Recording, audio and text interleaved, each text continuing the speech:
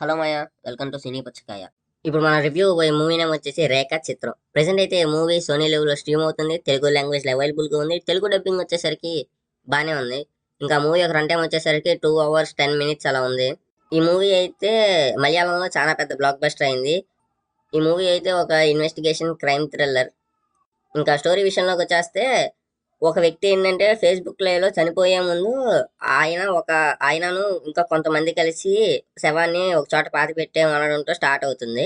ఈ కేసుని ఏంటంటే మన హీరో ఇన్వెస్టిగేట్ చేస్తాడు. అతను ఏంటంటే ఆన్లైన్ లో రమ్మీ ఆడి అమౌంట్ గెలుచుకుంటాడు. అలాంటి ఆయన ఈ కేసుని ఇన్వెస్టిగేషన్ చేస్తారు. ఆ తర్వాత నుంచి ఏమైంది అనేది మీరు ఈ మూవీ చూసి తెలుసుకోవాలి. సో అదంతా మాకెందుకు మా మూవీ ఎలా ఉందో ఒక్క మొక్కలో చెప్పంటారా? నాకైతే పర్లేదు అని అనిపించింది. అంటే ఏ డీసెంట్ వాచ్, ఒకసారి అయితే చూడొచ్చు.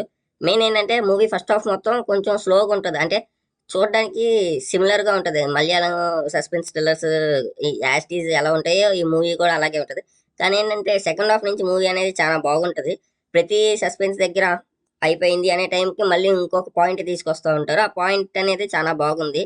పైగా క్లైమాక్స్ దాకా ట్విస్ట్ అనేది కొంచెం ముందుగా రివీల్ అవుతుంది. అక్కడ కొంచెం నెగిటివ్ గా అనిపించింది. ఇంకా ఓవరాల్ గా మూవీ అయితే పర్లేదు, బానే ఉంది. ఇంకా మధ్య మధ్యలో బీజిఎం కూడా అంతగా వర్కౌట్ అవ్వలేదు. అంటే కొన్ని కొన్ని సీన్స్ లో బీజిఎమే మెయిన్ ఇంపార్టెంట్. అలాంటి సస్పెన్స్ థ్రిల్లర్ లో బీజిఎం అనేది హైలైట్ ఉండాలి. కానీ ఏంటంటే బీజిఎం కొంచెం లోగా ఉంది. ప్లస్ ఏంటంటే వీళ్ళు మలయాళం సాంగ్ యాడ్ చేశారు, తెలుగు డబ్బింగ్ ఏం చేయలేదు. అది బెస్ట్ అని చెప్తాము. ఇంకా ఈ మూవీని ఫ్యామిలీతో వాచ్ చేయొచ్చు అంటే అసలు ఫ్యామిలీతో వాచ్ చేయొచ్చు. 18+ స్టఫ్ కానీ కంటెంట్ కానీ ఏమీ లేవు, బూతులు కూడా లేవు. మీరు హ్యాపీగా అయితే ఫ్యామిలీతో వాచ్ చేయొచ్చు.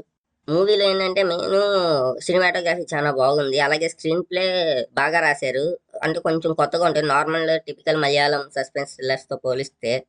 యాక్టర్స్ పర్ఫార్మెన్సెస్ విషయానికి వచ్చేస్తే ఆసిఫ్ అలీ గారు మన మెయిన్ లీడ్. ఈయనైతే బాగా చేశారు పోలీస్ రోల్లో.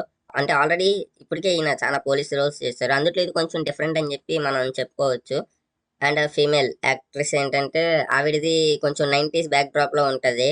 కానీ ఏంటంటే ఆవిడ యాక్టింగ్ కొంచెం ఆడ్ గా ఉంటది మిగిలిన వాళ్ళతో పోలిస్తే. ఇంకా మిగిలిన వాళ్ళు వాళ్ళకు ఉన్న రోల్లో వాళ్ళు బాగానే యాక్ట్ చేశారు. And thank you for watching this video.